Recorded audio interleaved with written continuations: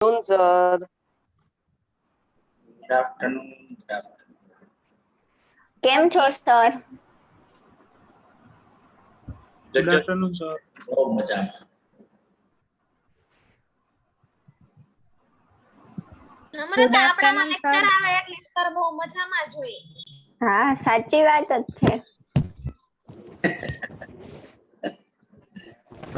આવ સાચું.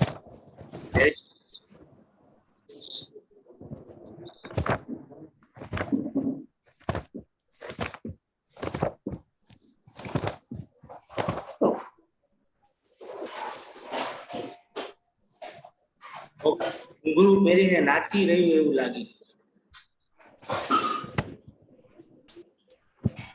વાસણ ખખડે છે કોકના ઘરે. મને તો એમ કે કોઈ ડાન્સ કરી.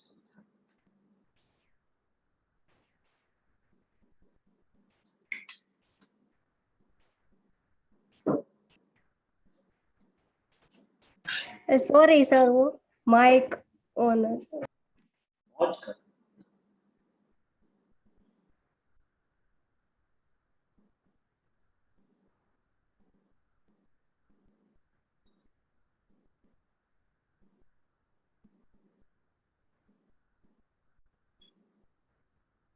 એક જ મિનિટ હો બાળકો ખાલી.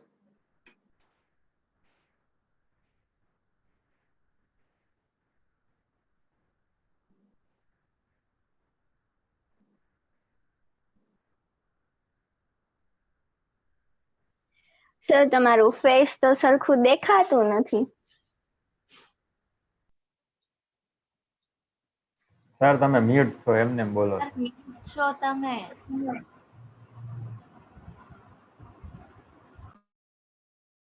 ખાલી બાળકો એક ખાલી ઘરે ફોન કરી લો ખાલી એક જ મિનિટ. હા હા સર રિપોર્ટિંગ કરી દો. Okay sir.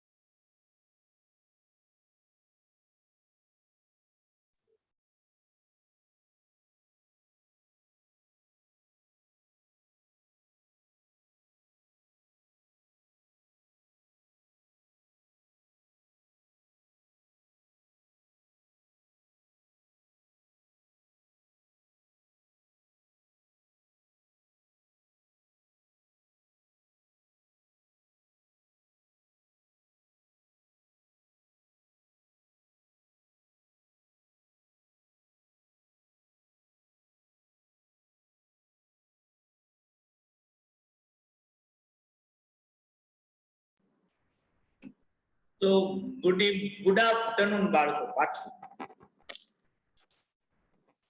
Good afternoon sir.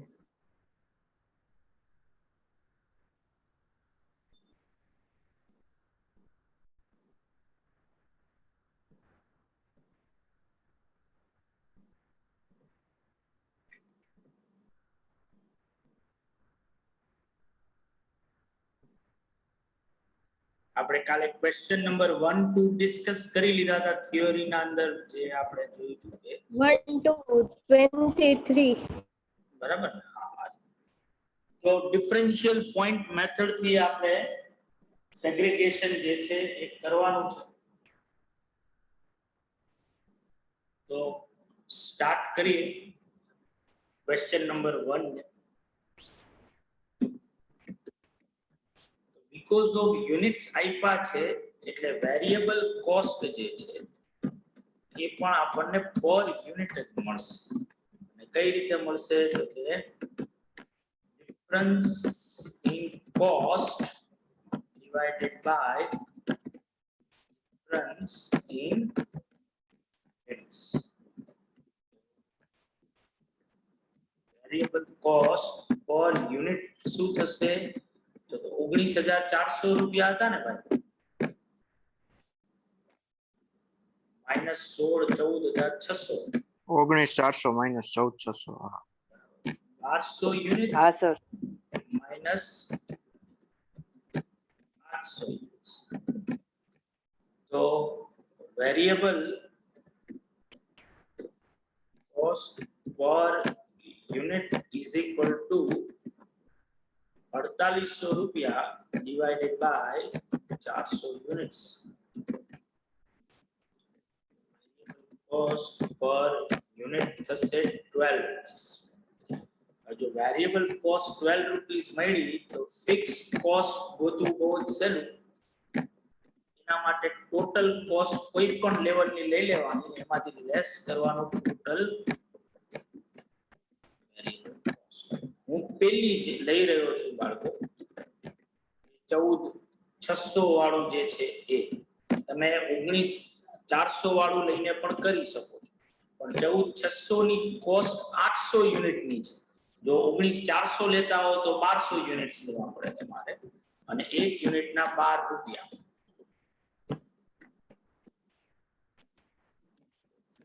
Cost જે છે એ થશે 14,600 9,600.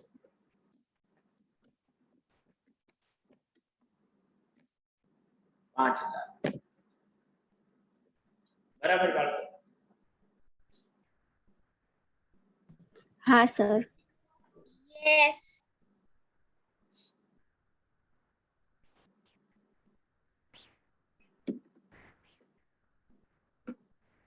બધાને થઈ ગયું? ના સર, એક એક મિનિટ. એક જ મિનિટ સર. હા સર.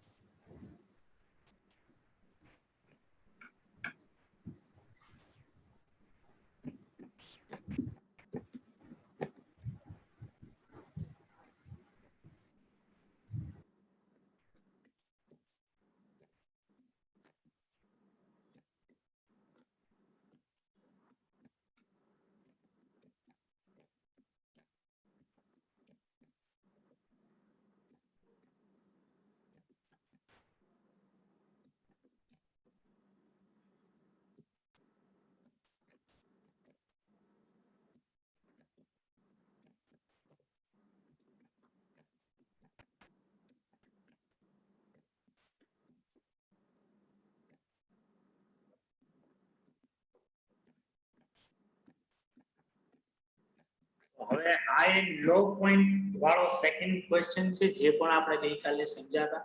તમને જે ટાઈમ સિરીઝ આપી છે એ ટાઈમ સિરીઝ નો હાઈએસ્ટ પોઈન્ટ લેવાનો જે છે 340 રૂપીસ, અને એનો લોએસ્ટ પોઈન્ટ લેવાનો જે છે 270 રૂપીસ. ઈ બેનો ડિફરન્સ અને 340 એ 2400 કલાકનું મશીન આર્સ નું કામ થાય છે અને 270 એ 1700 આર્સ નું કામ થાય છે. કલાકોનો ડિફરન્સ થી ડિવાઈડ કરવાનો એટલે મને વેરિયેબલ કોસ્ટ પર આર મળશે બીકોઝ ઓફ કલાકો આપ્યા છે જે મળી મને 0.1 પર મશીન આર. હવે જો મારે ફિક્સ કોસ્ટ ગણવી હોય તો એમાં એ જ જે ઉપર કર્યું હતું એ જ રીતે total cost minus cost. Fix cost ગણવા માટે હું કોઈ પણ મંથ નો ડેટા લઈ શકું છું. હું આપણે જેનાથી લીધો છે ડિફરન્સ ઈ લઈને કરું છું. તમે કાઈ પણ લઈ શકો. મેં 340 લીધા છે. 340 ની કોસ્ટ થાય છે 2400 કલાક કામ કરી તો 2400 hours અને એને ઇન્ટુ 0.1 રૂપિયા થાય. ફિક્સ કોસ્ટ આવે 340 minus 240 તો fix cost per month because of monthly data છે 100 રૂપીસ થાય. એવું તમને સેગ્રીગેશન દરેક મહિનાનું કીધું છે તો segregation of maintenance cost January, February, March, April,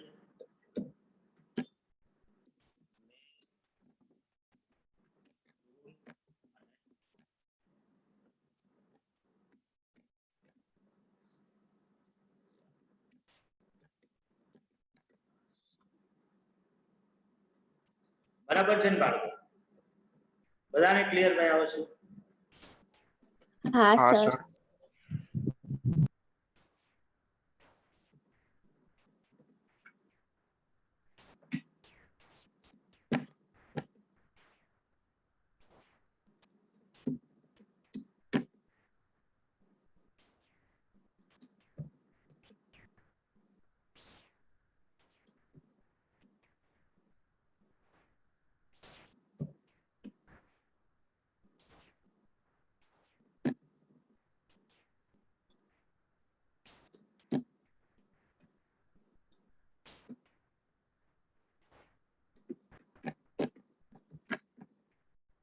જાન્યુઆરીમાં કેટલા મશીન આર્સ આપ્યા છે? 2000. ફેબ્રુઆરીમાં 2200. કેટલા? 2200. પછી 1700. 1700. 1800, 2400. 2400, 1800, 1800, 1900 અને 12,000 ટોટલ. 12,000 total.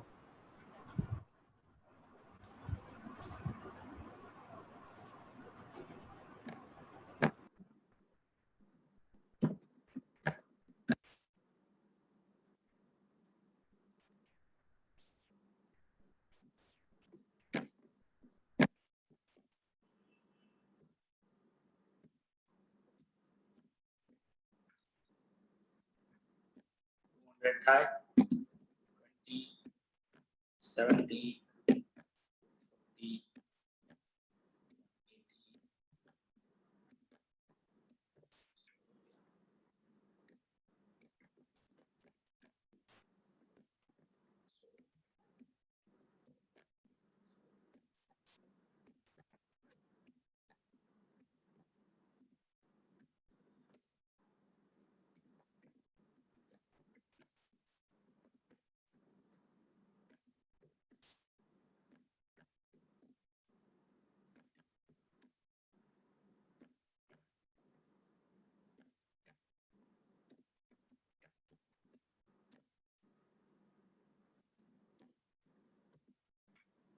બરાબર છે બાળકો? Yes. Yes, sir.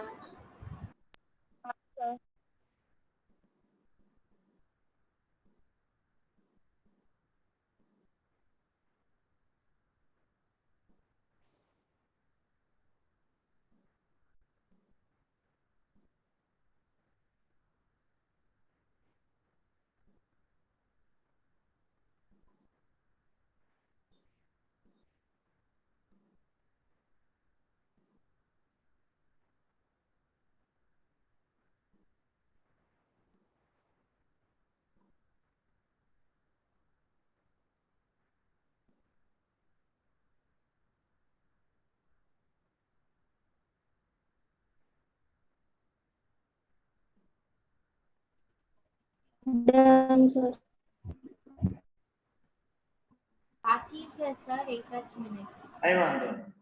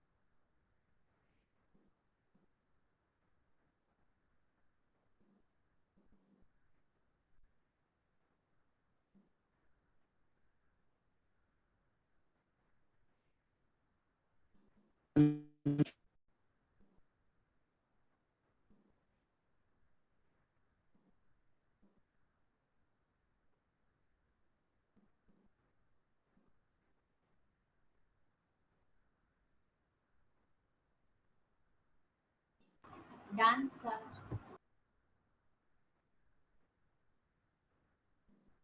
બધાને ડન સર. તો હવે લાસ્ટ ક્વેશ્ચન છે બાળકો, 5 મિનિટ તમને આપું છું, ગણી નાખો.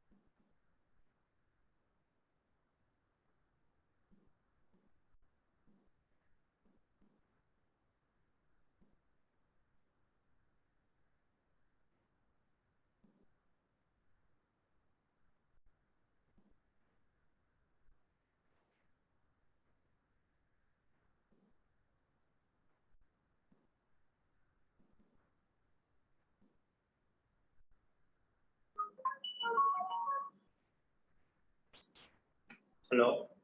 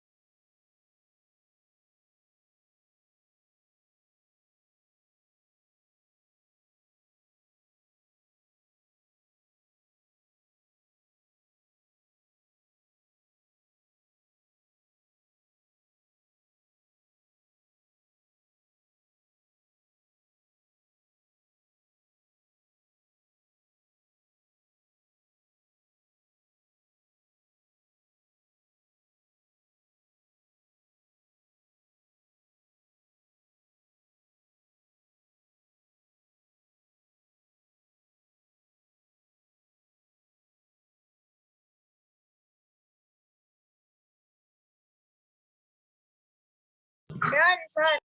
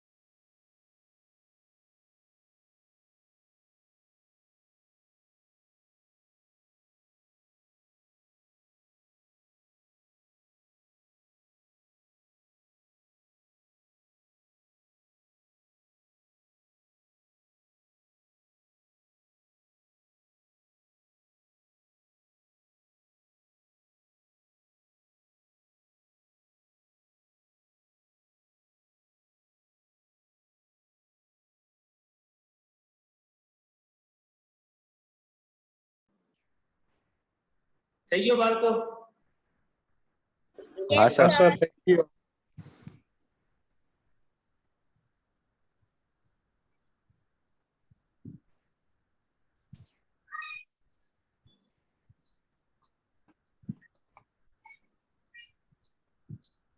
તો શું આવ્યો તમારો આન્સર? 1 lakh fixed cost અને 5 rupees per unit variable. નો સમજો.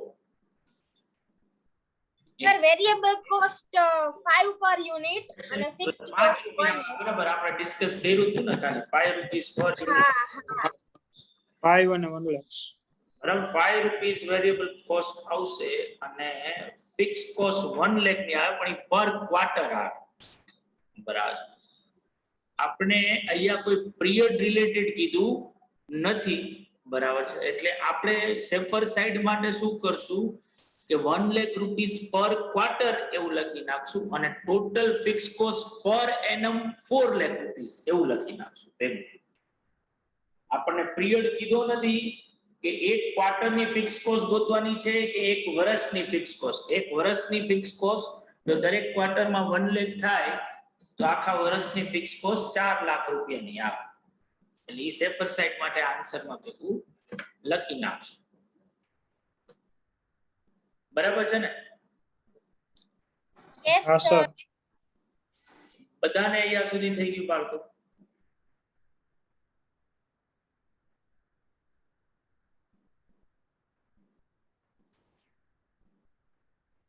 બધાને થઈ ગયું ને? હા સર હા સર તો પેટમાં અહીંયા લખ્યું. ખુખાર ચેપ્ટર જે એ પૂરું થાય છે. ઓવરહેડ્સ નું જે ચેપ્ટર હતું એ, અને હવે આપણે સ્ટાર્ટ કરવાનું છે. આ કોઈ ચેપ્ટર ના ફોર્મમાં નથી આવ્યું પણ આપણે એક ચેપ્ટર તરીકે લઈ રહ્યા છીએ જેનું નામ છે યુનિટ કોસ્ટિંગ.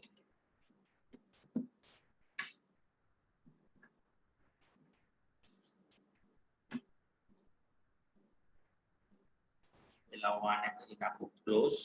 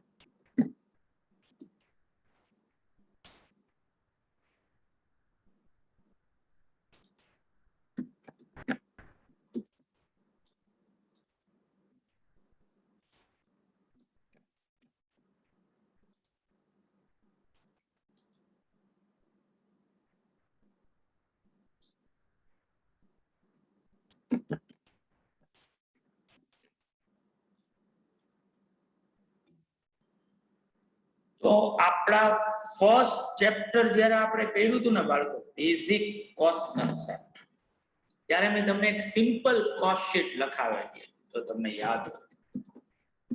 યાદ છે કોઈને? હા, લખાવી હતી. અને ત્યાં આપણે જે એક થિયોરી જે નહોતી કરી ત્યારે, અને એ હતી મેથડ્સ ઓફ કોસ્ટિંગ. કોસ્ટિંગ નો મતલબ શું થાય બાળકો?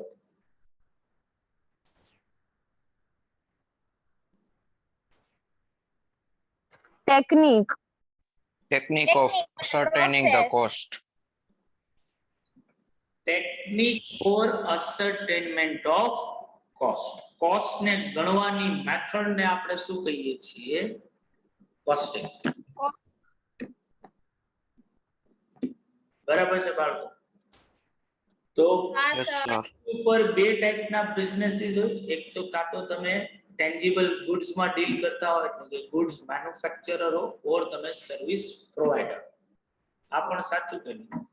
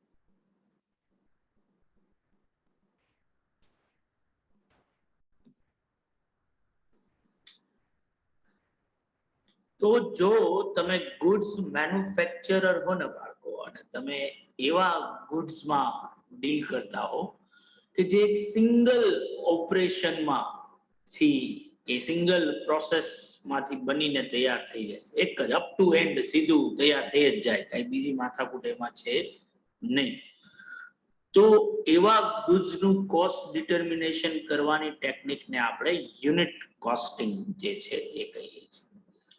પણ જો તમારું ગુડ્સ એવું હોય કે જે સિક્વન્સમાં બનતું હોય, એક સિક્વન્સ પૂરી થાય પછી બીજી સિક્વન્સ ચાલુ થાય, બીજી સિક્વન્સ પૂરી થાય પછી ત્રીજી સિક્વન્સ ચાલુ થાય, તો એવા ગુડ્સના કોસ્ટ ડિટર્મિનેશનને આપણે પ્રોસેસ કોસ્ટિંગ કહીએ છીએ, જે લેટર પોર્શનમાં આપણે સમજવાનું છે. બરાબર. જો તમે કસ્ટમરની રિક્વાયરમેન્ટ પ્રમાણે ગુડ્સ બનાવતા હો તો એ સ્પેશિયલાઇઝ ગુડ્સમાં આવે, જેના માટે કોન્ટ્રાક્ટ કોસ્ટિંગ છે. તમે કોન્ટ્રાક્ટ બેઝ કામ કરી રહ્યા છો તો કોન્ટ્રાક્ટ કોસ્ટિંગની મેથડ જે છે એ સ્પેશિયલાઇઝ ગુડ્સ માટે યુઝ થાય છે, કે જ્યાં કસ્ટમર ટુ કસ્ટમર આપણે જે ઓર્ડર લઈએ છીએ, બરાબર, એ ને રિલેટેડ આપણે કોસ્ટ ડિટર્મિનેશન જે છે એ કરીશું. બરાબર. અને જો તમે કસ્ટમરના ઓર્ડરને કેટર કરતા હો, ઓકે 500 યુનિટનો ઓર્ડર આપ્યો, ઓકે 800 યુનિટનો ઓર્ડર આપ્યો, ઓકે 1000 યુનિટનો ઓર્ડર આપ્યો, તો આને જોબ કર્યું કહેવાય, તો એના માટે જોબ કોસ્ટિંગ છે. બરાબર. જો તમે હોમોજીનિયસ ગુડ્સ બનાવતા હો, એક સરખું જ ગુડ્સ બનાવો છો, તો ત્યાં કોસ્ટ કંટ્રોલ કરવા માટે તમે એને પ્રી ડિફાઇન્ડ કેટેગરીના અંદર એ પ્રોડક્શન પ્રોસેસને વેચી નાખો છો, કે એવરી ટાઈમ 100 યુનિટ્સ બનાવશો, કે એવરી ટાઈમ 500 યુનિટ્સ બનાવશો, તો એને બેચ કોસ્ટિંગ જે છે કહેવાય. અને જો તમે સર્વિસ સેક્ટરમાં હો, જેમ કે તમે ગુડ્સ ટ્રાન્સપોર્ટનો બિઝનેસ કરો છો, પેસેન્જર કેરેજનો બિઝનેસ કરો છો, હોટેલ રન કરો છો, સિનેમા હોલ ચલાવો છો, ચાર્ટર્ડ એકાઉન્ટન્ટ છો, એજ્યુકેશન ઇન્સ્ટિટ્યૂટ ચલાવો છો, તો એવા બિઝનેસના અંદર કોસ્ટ ડિટર્મિનેશન કરવાની ટેકનિકને આપણે કહીએ છીએ ઓપરેટિંગ કોસ્ટિંગ. બરાબર. આ બધા ચેપ્ટર્સ આપણે 1 by 1 હવે શું કરવાના છે, લેતા જવાના છે. આ કડીમાં આપણે હવે સ્ટાર્ટ કરી રહ્યા છીએ, કારણ કે હવે તમને બેઝિક વસ્તુ બનાવવાના 3 એલિમેન્ટ વિશે ખબર પડી ગઈ છે: મટીરિયલ, વેજીસ અને અધર એક્સપેન્સીસ, જેને તમે ઓવરહેડ્સ કહો છો. તો હવે આપણો આમ તો ચોથો પાર્ટ જે છે એ છે અકાઉન્ટિંગ કરવા, કે હવે જો આવા ખર્ચાઓ ઇન્કર કરતો હોઉં તો મારે કોસ્ટ બુક્સ જો બનાવવી હોય તો કોસ્ટ બુક હું કઈ રીતે બનાવીશ, તો એ આના પછીનું ચેપ્ટર છે આપણું કોસ્ટ અકાઉન્ટિંગનું, કે જેમાં આપણે ઇન્ટિગ્રેટેડ, નોન ઇન્ટિગ્રેટેડ સિસ્ટમ અને રિકન્સિલિયેશન ઓફ ફાઇનાન્શિયલ સ્ટેટમેન્ટ જે છે એ ભણીશું. પણ કોસ્ટ અકાઉન્ટિંગ મોરલેસ જે છે એક લોંગર પીરિયડ માટે થતું હોય છે. આપણે ક્વાર્ટરલી, સેમી એન્યુઅલી કે એન્યુઅલ ડેટા માટે જે છે એ આપણે અકાઉન્ટિંગ કે આખી બુક જે છે એ બનાવીએ છીએ. પણ માનો કે તમે એક સિંગલ પ્રોડક્ટ જ બનાવી રહ્યા છો, અને સિંગલ પ્રોડક્ટ બહુ સિમ્પલ, એની જે પ્રોડક્શન પ્રોસેસ જે છે એક સિંગલ ઓપરેશનમાં જ એ પ્રોડક્શન પ્રોસેસ જે છે એ પૂરી થઈ જાય છે. બરાબર. તો તમારે અકાઉન્ટિંગ કરવાની જગ્યાએ તમે કોસ્ટ રિલેટેડ ડેટા એક સ્ટેટમેન્ટમાં જે છે એ ગેધર કરી અને બતાવી શકો છો, જેને આપણે કહીએ છીએ કોસ્ટ શીટ. કોસ્ટ શીટ એટલે કોસ્ટ, જે રીતે તમે ઓલા બેંક રિકન્સિલિયેશનમાં યાદ કરશો ને, તો બે રીતે મેથડ હતી બેંક રિકન્સિલિયેશન. એક ડેબિટ ક્રેડિટ મેથડ હતી અને એક એડ માઇનસ ની મેથડ હતી, પ્લસ માઇનસ કરવાનું. યસ. એક અકાઉન્ટ બનાવતા અને એક સ્ટેટમેન્ટ બનાવતા. આવું જ તમે કહી શકો કે મારે કોસ્ટ રેકોર્ડ્સ તો બનાવવા છે, પણ કોસ્ટ રેકોર્ડ્સ અકાઉન્ટિંગ ડેબિટ ક્રેડિટના પોઈન્ટ ઓફ વ્યૂથી નથી બનાવવા, સ્ટેટમેન્ટના પોઈન્ટ ઓફ વ્યૂથી બનાવવા છે. તો જો મારે એક સ્ટેટમેન્ટ ડ્રો કરવું હોય એક પર્ટિક્યુલર પિરિયડનું, એક પર્ટિક્યુલર પ્રોડક્ટ માટે, બરાબર, તો એને યુનિટ કોસ્ટિંગ કર્યું કહેવાય, કે જેમાં એક યુનિટ મારા ઘરમાં કેટલા રૂપિયાનું પડશે. એક યુનિટ પર આજે જો એક પર્ટિક્યુલર ક્વાર્ટરમાં, મંથમાં કે યરમાં જો મેં 1 લાખ યુનિટ્સ બનાવ્યા હોય, તો આ 1 લાખ યુનિટ્સ માટે કેટલા ખર્ચાઓ મારે ઇન્કર્ડ કરવા પડ્યા છે એને રિલેટેડ હું એક શું કરું છું, રેકોર્ડ તૈયાર કરું છું. પણ આ રેકોર્ડ હું એક સ્ટેટમેન્ટ ફોર્મમાં બનાવું છું અને આ સ્ટેટમેન્ટના અંદર ઈ ખર્ચાનું લિસ્ટ લખેલું હશે અને સામે એની પર યુનિટ કોસ્ટિંગ પણ કરેલું હશે કે ભાઈ જો ટોટલ ખર્ચો આટલો થયો તો 1 યુનિટના કેટલા. એટલે જ આ મેથડને આપણે શું કહીએ છીએ, યુનિટ કોસ્ટિંગ કહીએ છીએ. અને કોસ્ટ શીટ બનાવવાના ફાયદાઓ છે. કોસ્ટ શીટ બનાવવાનો મેઇન ફાયદો તો એ છે કે જો તમારે એક પર્ટિક્યુલર ઓર્ડર કે પર્ટિક્યુલર જોબ માટે જો કોસ્ટ ડિટર્મિનેશન કરવું હોય તો રાધર દેન કોસ્ટ બુક બનાવવાની જગ્યાએ તમે ઓર્ડર રિલેટેડ શું કરી નાખો, એક કોસ્ટ શીટ બનાવી નાખો કે જેના ઉપરથી તમને ઈ ઓર્ડર પાછળ કેટલો ખર્ચો કરવો પડશે એનું આખું લિસ્ટિંગ તમે એ શીટના અંદર બતાવેલું હશે. બરાબર, ઇન્ક્લુડિંગ પ્રોફિટ એમાં કેટલો થાય છે, સેલિંગ વેલ્યુ એની કેટલી છે, આ બધું જે છે એ આપણે એક સ્ટેટમેન્ટના અંદર શો કરીશું. બીજું કોસ્ટ શીટનો મોટામાં મોટો બીજો ફાયદો છે ફોરકાસ્ટ કે પ્રોજેક્શન્સ કરવા માટે. હું એક વર્ષની કે એક પિરિયડની કોસ્ટ શીટ ઉપરથી નેક્સ્ટ પિરિયડની કોસ્ટ શીટ શું કરી શકું છું, બનાવી શકું. તો ફોરકાસ્ટ કે પ્રોજેક્શન્સ કરવા માટે પણ કોસ્ટ શીટ જે છે એ મને હેલ્પફુલ થશે. અને બીજું રેડી રેફરન્સ મને મળશે. ઓલામાં કોસ્ટ રેકોર્ડ્સમાં તો શું થશે કે મારી પાસે એક આખી બુક હશે તો મારી બુક આ કાઇન્ડ ઓફ ઓલું ટ્રાયલ બેલેન્સ જેવું થઈ જાય. ઓલામાં બધામાં લેજર હશે. બરાબર, તો આજે મારે એક એક લેજર જોવા પડે એની જગ્યાએ ટ્રાયલ બેલેન્સ સીધું જોઉં તો મને ખબર પડે કે ભાઈ આખા વર્ષમાં પરચેસ કેટલું કર્યું છે, આખા વર્ષમાં સેલ્સ કેટલું થયું છે. તો કોસ્ટ શીટ જે છે એ કાઇન્ડ ઓફ આ ટ્રાયલ બેલેન્સ જેવું વર્ક, રેડી રેફરન્સ જે છે એ મને જ્યારે હું કોસ્ટ શીટ બનાવું છું તો કોસ્ટ શીટ ઉપરથી મને એ રેડી રેફરન્સ જે છે એ મળે છે. સિમ્પલ કોસ્ટ શીટ નો ફોર્મેટ કેવું હોય એ આપણે ફર્સ્ટ ચેપ્ટરના અંદર લખેલું. Direct material plus direct wages એટલે પ્રાઇમ કોસ્ટ થાય, એમાં ફેક્ટરી ઓવરહેડ એડ કરો એટલે ફેક્ટરી કોસ્ટ, એમાં એડમિન ઓવરહેડ એડ કરો એટલે cost of production, selling and distribution overhead add કરો એટલે ટોટલ કોસ્ટ, એમાં પ્રોફિટ એડ કરો એટલે સેલ્સ. આવું મેં તમને ત્યાં એક આખું ટેબલ બનાવીને આપ્યું. બરાબર છે ને બાળકો? હા હવે આપણે જે છે એક કોમ્પ્રિહેન્સિવ કોસ્ટ શીટ કેવી હોય એનો એક પરફોર્મા જે છે લખીએ છીએ, એને સમજીએ છીએ અને પછી ક્વેશ્ચન ઉપર જઈએ છીએ. પણ એ પહેલા હું આ મીટિંગને કરું છું ક્લોઝ અને નવી મીટિંગ સ્ટાર્ટ કરું.